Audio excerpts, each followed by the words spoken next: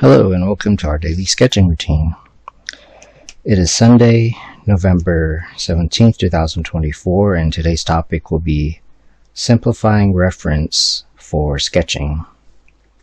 And someone asked me about that, and the video where the question was from is about a couple of weeks ago, which was about sketching textures, and then I did a few more videos about coloring and just like sketching from imagination. So these were from reference, and then that was just kind of going off of that, the reference sketches. So in this video, I'll talk about just some different ways to approach using reference images, and I'm going to use Pinterest for reference, but I won't post the images because I feel like they belong to the people who took the photos. So just kind of like going forward, I want to respect that. But that kind of brings me to the the topic, which is you can use reference, but you can really alter it like a whole lot, and it would be mostly more of like your idea. But there's kind of a lot to be said for that, because in many of my videos, and as I'm speaking, I'm just gonna kind of go off of what I've already sketched here, and it'll just be from imagination to start with. And so I've mentioned that I prefer to kind of sketch from imagination, just generally speaking. So like right now I'm working on this map and it's just from imagination. Now if I wanted to do some studies, then I'll do that, just to kind of see like how others have drawn maps, or like how maps are drawn and stuff, and just different maybe pictures of continents and stuff. And so it's a mix of, and then I might go back and like add details that way, or just draw it straight out of imagination. And then the other way would be to look at reference, which is what we'll do today. But there's so many different approaches to art, to using reference, to just all of it. So yeah, with that said, I'll just take it step by step, and then if I miss something, I could do more videos or just ask me more questions and I'll elaborate. And I'm just going to go off of stuff that I had saved, like I didn't organize it, so on Pinterest, which I'm pretty bad at organizing the images. I just kind of dump them all into one list. So I'm just kind of go off of that, while at the same time kind of keeping like a theme going for this sketchbook page. So I'm looking at a castle, and this I had sketched from imagination, so I'm just gonna elaborate on that. So on the sketch, so one approach is, so there's a lot of things, there's a lot of ideas going on here. So one approach would be composition. Let's just start with that. So with composition, it helps to have like a picture frame. Now you could create a picture frame like this if you're going to draw from life, where you cut out like a picture frame, basically like this, from like cardboard or something. So you could make yourself a picture frame, and it's just a really helpful way to learn about composition. But since on Pinterest most things are going to be like in a already composed, like in a picture, like either vertically or horizontally or something, it already kind of has a picture frame. So one way to simplify the reference is that you can look at the composition. So divide if you're looking at the reference, you can divide the composition like this. And it also depends on what you're looking at. Like in this situation, I'm looking at a castle. And again, it was just something that I had saved. So it's going to be kind of like random stuff.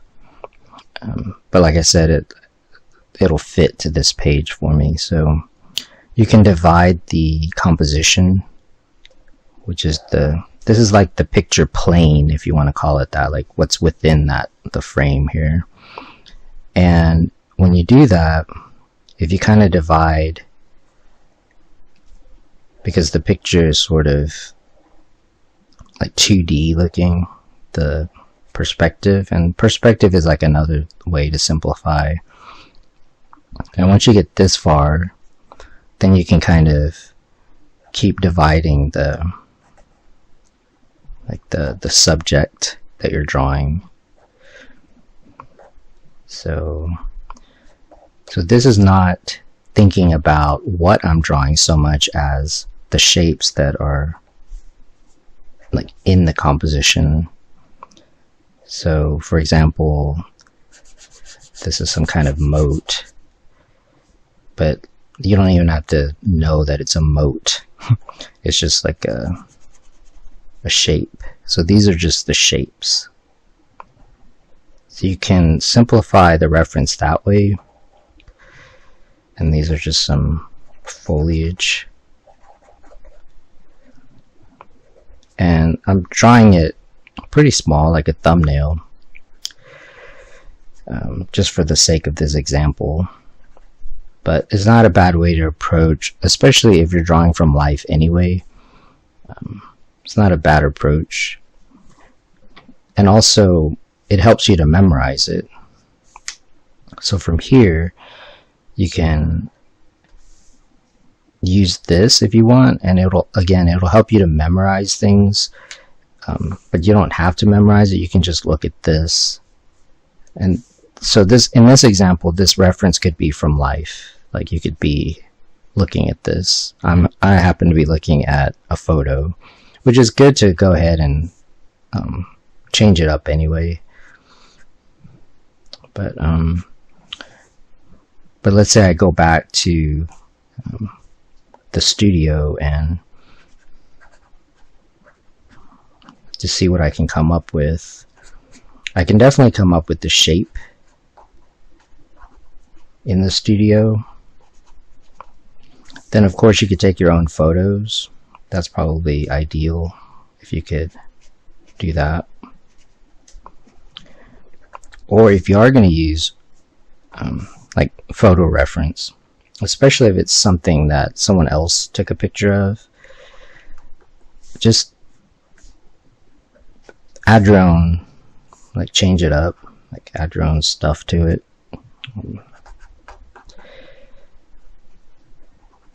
But if you're doing your own studies, like it doesn't really matter, like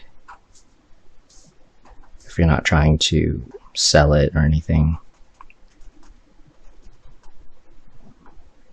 Which again, I mean, I could use these references for my channel if the idea is not to sell it. But the thing is, like, I might be making money, so I don't even want to mess with it. Plus, I respect people's work.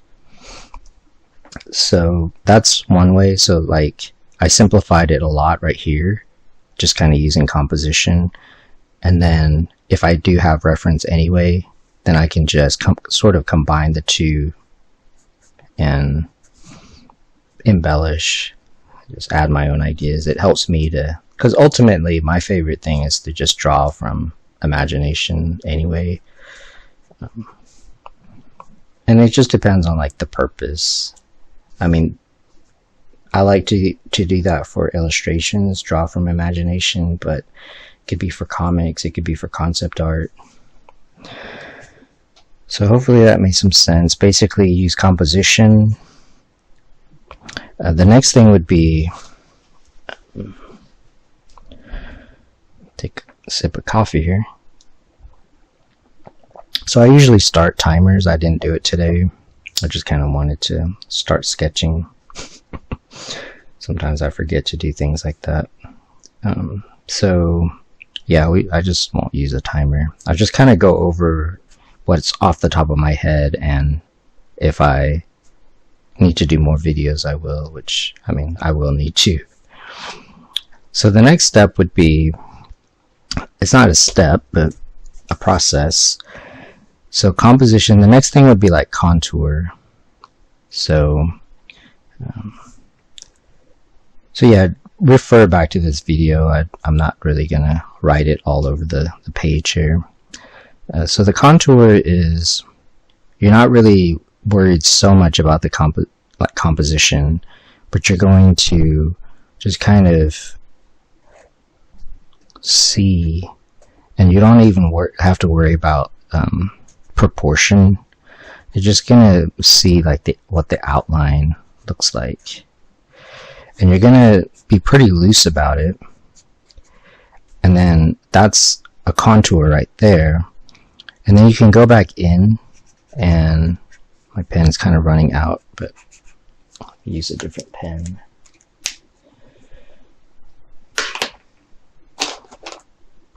Oh, I have another one. Then you can go back in and adjust.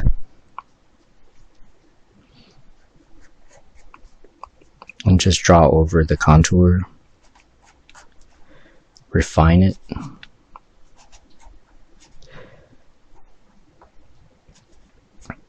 So in the first one, it's almost like they call it a blind contour. Like, you don't even have to worry about the proportion. The idea is to get the contour of it, the outline of it.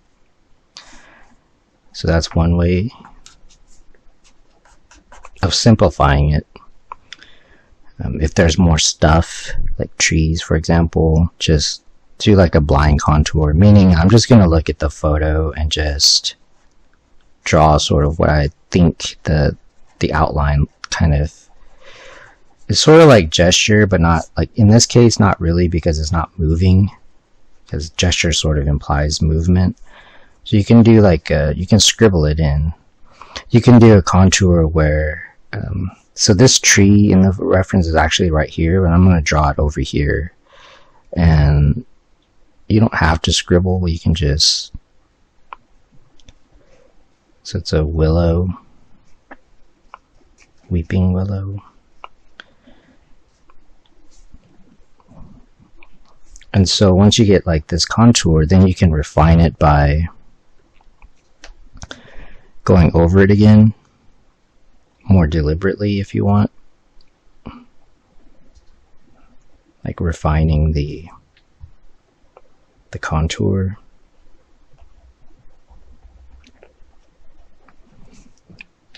And it doesn't have to be exact, although we will, that's another method.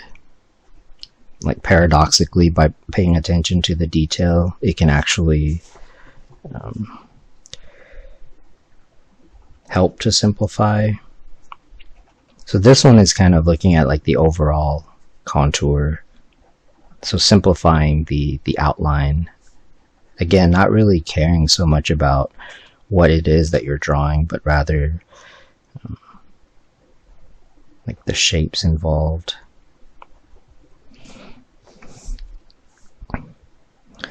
So now that you have this, I'm going to use this for like the next thing, which is block in.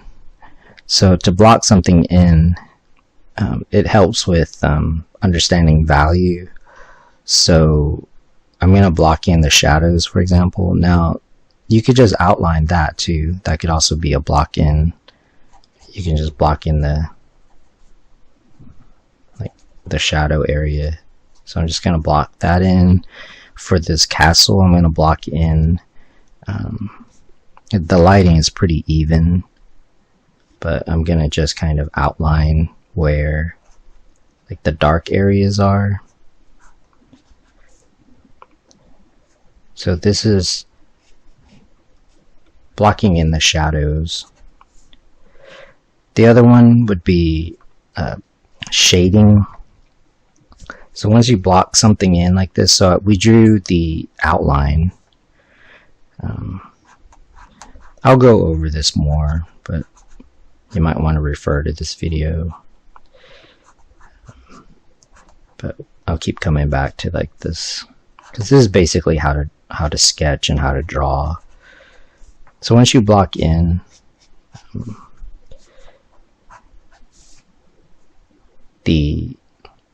so you drew the contour and then refined it.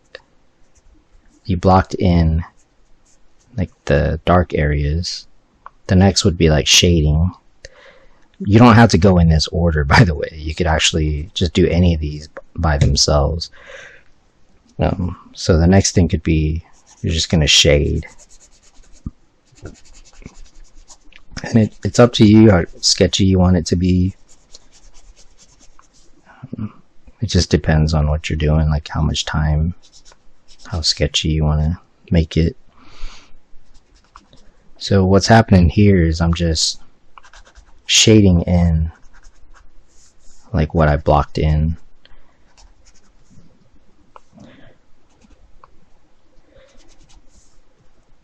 And it's not really like it's similar to the reference, but it's not exact. So I'm going to block in the dark areas. And I've talked about like the different passes. This is like the first pass, meaning like keeping it pretty even. Like with the shading, it's kind of light and then dark.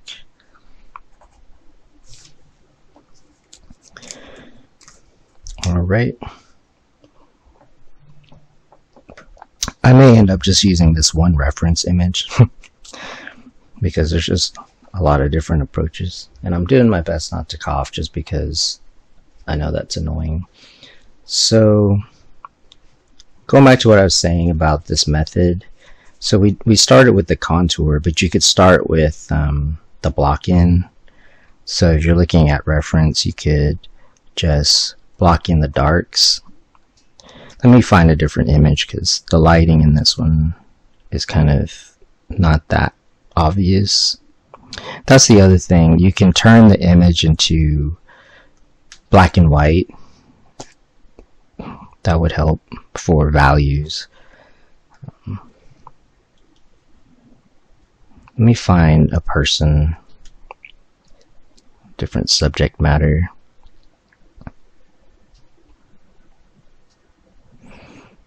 Okay. Now my eyes aren't even like that great, and I'm using my laptop for reference images, which kind of helps for the values, honestly. So going back to the same concepts, but we're going to use a different subject matter. We're going to use a person.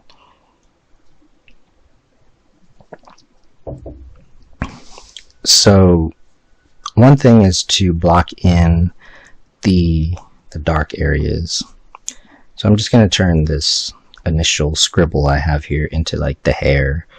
So you can block in like the hair shape. And this is especially useful for like charcoal or pencil because you can shade pretty quickly. But that's a block in. And you can block in this. And if you're using a pen, it's probably better to be pretty loose with it initially, so that when you go in to refine it, it will it'll clean it up. And so when you're blocking in, you can give yourself, like by being sketchy, you can kind of give yourself some room to fix it. So for example, the light's coming from kind of over here. It's even lighting. I didn't find like the best lighting, but it's alright. So I'm going to block in some stuff, and the question might be, well, how much should you pay attention to the proportions? If you're loose with it, you don't have to be that exact with the proportion. If you're loose, you can kind of, I guess in a way, like, so you're being sketchy or like more painterly with the block in, because that's what's helpful about this particular approach, is that it helps with like when you're painting, for example. It's kind of it's an approach. So if you do it this way, you don't have to be so precise with the proportion, because you're going to fix it. Alright, so let's say you get about this far. So you blocked in. So instead of drawing the contour, which we can do in a second, but then the next thing would be to simplify it. It's the same as block in, but then smaller shapes. So within like this bigger block in shape, let me zoom in here. I'm going to,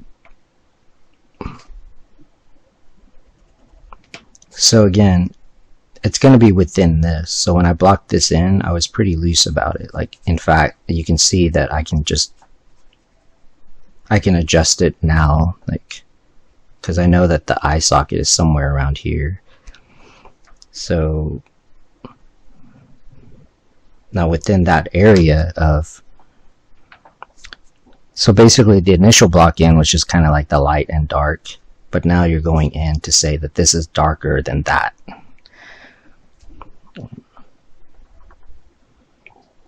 Which is kind of to say, like, this is the local value of like the eyelash and like the eyebrow, but the global value is the overall like shape of that shadow. See? And the more you add that, the more like the darker the values become, which is kind of how you do like skin tone and stuff, because it's like the local value. So just for the sake, so this isn't really in the reference, but just for the sake of this example.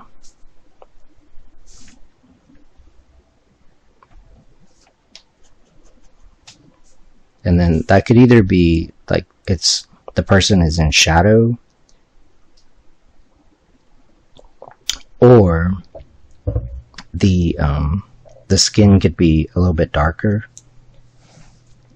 And that's just based on it looks more like shadow, but it could also be skin tone, because it's just based on the relation between the local value of, let's say, like the eyelash, like the eyes and eyebrow and stuff, compared to like the skin tone.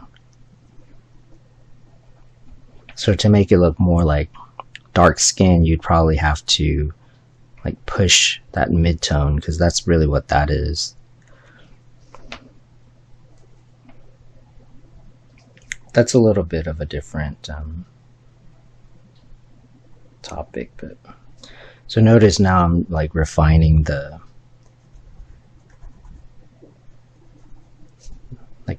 shadow shapes. That's really what the block in is for.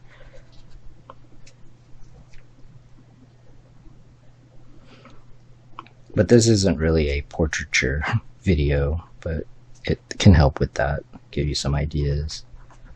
So I started with looking at the shadows, basically, and just kind of blocking it in. And then going in and looking at the smaller shapes. And then you can leave like open spaces for highlights and stuff. Zoom back out.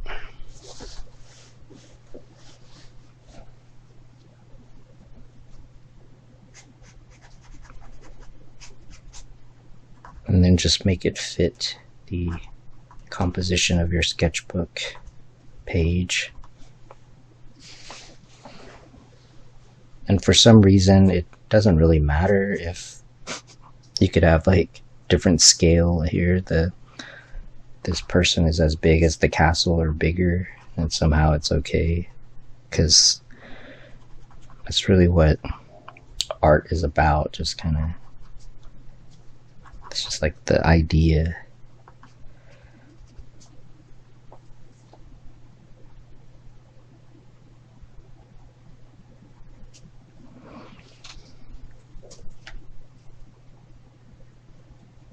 Let's just add a little more details. So notice, like, since I did, like, I wouldn't have shaded the whole face, but like if you do that, then you have to kind of keep everything relative. So if you shade the whole face, you kind of have to shade, like, darken this other area.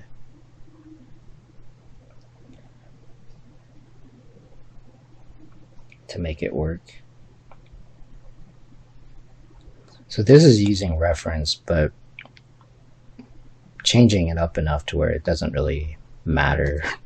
Like, there's so much of your own ideas in this that it doesn't really matter.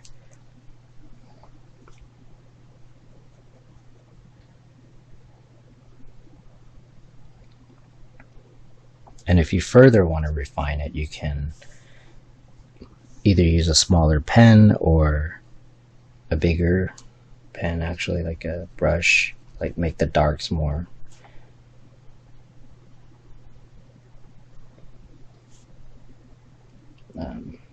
important.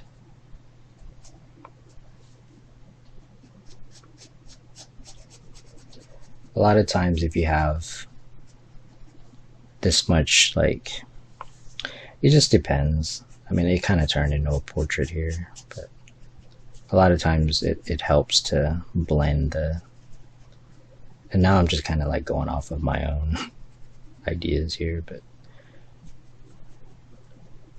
blend in the background with the shadows.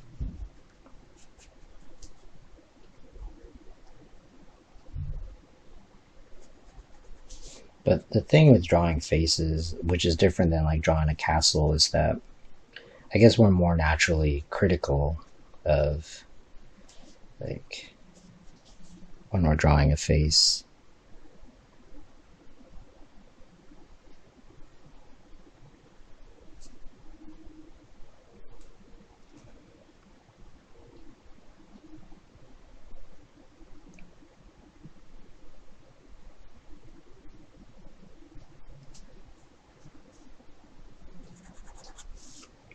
But part of what I like to do in a sketchbook is to do this, where I just kind of don't play it safe. I've said that a few times already. Like, I just see what happens.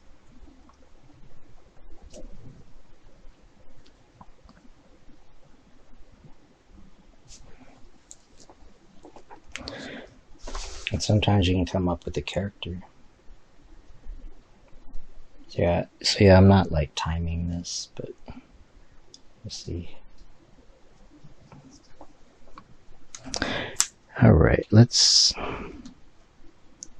well, just for the sake of time, the length of the video, I'll do one more, and if you have questions, go ahead and ask. So one thing about like simplifying, for example, is I saved some images from Sleeping Beauty, like I forget his name, let me look it up. I have some saved right here. Looks like Evan, is that how you pronounce that? Ivan Earl. But I guess he was one of the artists on Sleeping Beauty, and like that's a really great example of like how to simplify like the shapes, and like I'm pretty sure they used reference and stuff, but just exaggerated and stylized it. So we did a person, we did a castle, and just to kind of go off of the rest of the page, just to make it look like interesting. So the next idea is like the idea of like the silhouette, which is what I did here from imagination. So that's like a silhouette, and then that's kind of what's happening here, is there's a silhouette going on.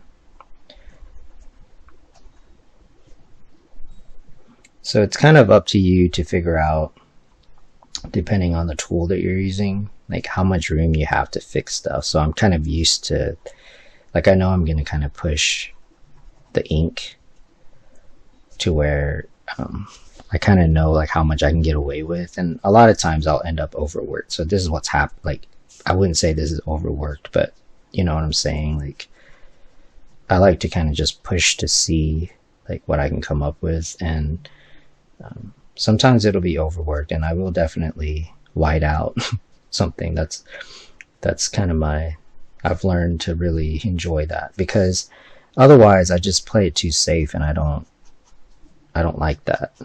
So I would rather have to fix it than play it safe when it comes to art. Like, I want to see what the effect, like what the feel is, like what the look is. And part of what's happening here is because, and maybe this is a good example of how values work, it's because I had darkened the whole face, and so I have to decide, like, was it because the skin tone was dark, or was it, like, everything is all relative, like with light. So what I'm deciding is that it's more of the shadow is what's causing it, like, causing her to look like this. And now it's so different than the reference that, yeah, it might as, yeah, I mean, it's basically like an original character at this point, which is cool. I mean, that's kind of how you can come up with it.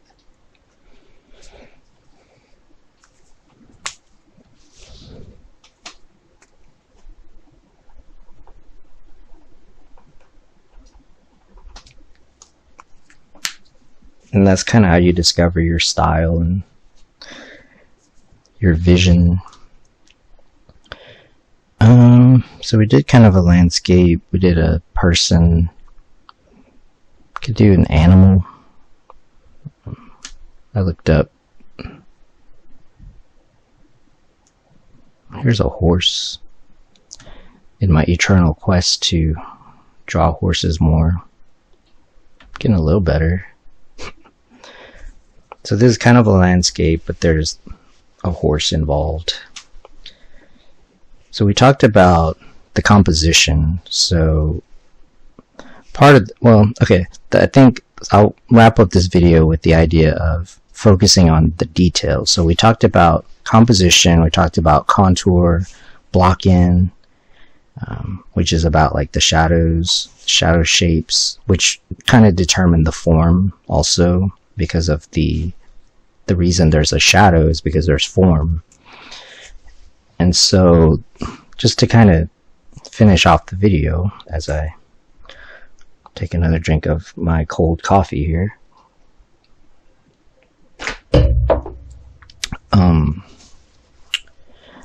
So there's a landscape with the horse. So the other way to approach it, like I was saying, I brought this up a little while ago, is the idea of focusing on like the detail, which is paradoxically a way of simplifying, in the sense that you're not going to worry about like the whole thing. You're going to just kind of focus on the details. So for example, I'm going to kind of look at the reference and just notice the fine details, since it's a horse, and just be like more precise, which is kind of the opposite of what we did with the contour, where we didn't really worry about the proportion or anything. In this case, I'm gonna pay attention to the detail, and I'm not really gonna think about what it is, like that it's a horse or whatever. I'm just gonna think about the detail, the angles, like the different shapes. So in that way, I'm not worried, like there's more to this, but this is a way of using reference in order to basically learn how to draw this horse. It's gonna help. So for example, there's grass, So this is helpful because it's going to be, you're going to memorize it because you're studying the detail. And what happens is whenever you go to draw, whether it's from imagination or just further studies or just drawing from reference, like this is the kind of stuff that you'll remember, the detail, because people actually have a pretty good like memory for detail.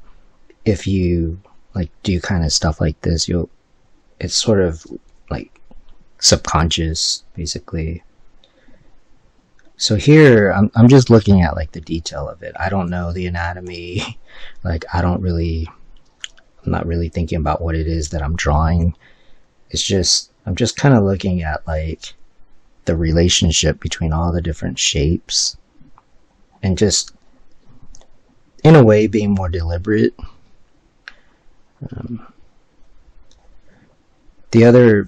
There's more to this, like gesture, for example. So yeah, just kind of ask me. After I do this one, I'll kind of approach the gesture part of it. See, I'm just looking at like the angles and also the proportion in this case is important. But I'm not like putting down construction lines. And I can do that because I have reference. I can do that because I'm just looking at the detail of the picture. Now this approach might not be, you could do this if you know the subject well enough. You could do this out of imagination, but it takes a lot of brain power because you're using your memory. But if you're doing reference, you can actually just kind of draw like this and basically create the whole picture this way. So for example, I could just keep adding the rest of the picture. So yeah, maybe you took a photo yourself. See, my thing is, if I'm going to go off of someone else's photo like this much, I'm just going to keep it as a study, like, you know, for my own personal study. But if you take your own photo, then you can just draw a picture from it. So I went off with like the detail, and this could work for a portrait. And I tend to skip around if I'm working on like a composition. I tend to just kind of hop around the page. But I mean, that's one way to do it. And then the other, just real quick, would be, I was going to say like gesture, but there needs to be some kind of movement usually with gesture. So maybe, what else is there? Oh, here's a horse that's kind of moving.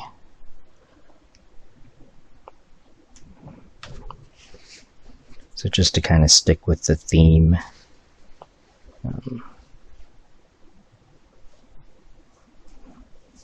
Where can I put it?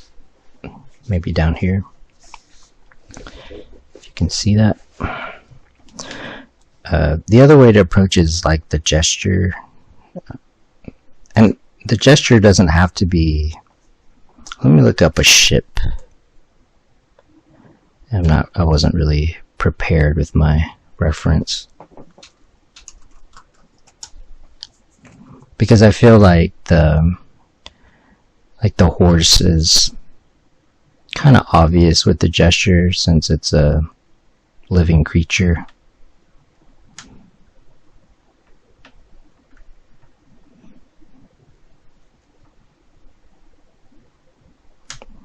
Here's a ship that's like an old-timey ship, which I think would fit this sketchbook page. But yeah, as I start to wrap this up, thank you for joining me today for our daily sketching routine. I sketch and post every day. My laptop is really slow.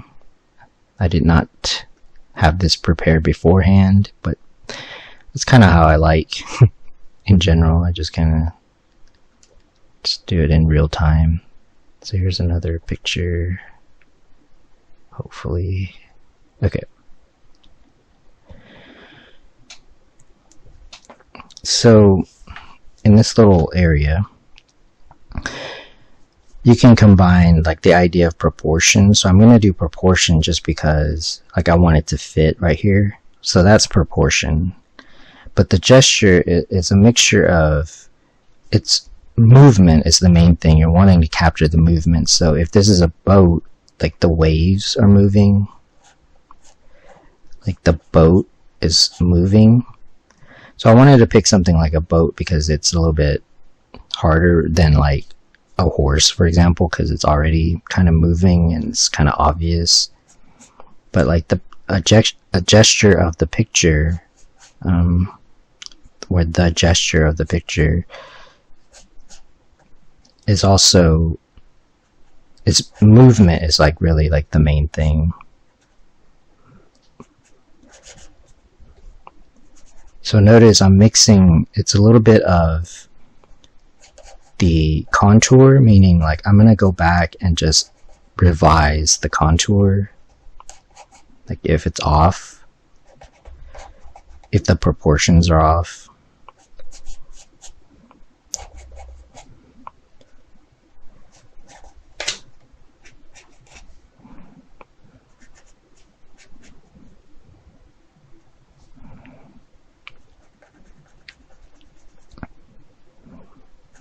I mean, it also depends on what kind of picture you want to make. Like if I were painting this and I were just going to make up my own colors, or like let's say I did have like reference pictures of the ocean or something, like you can just mix and match all kinds of stuff. So I might just want this movement right here, like maybe that's what's going on.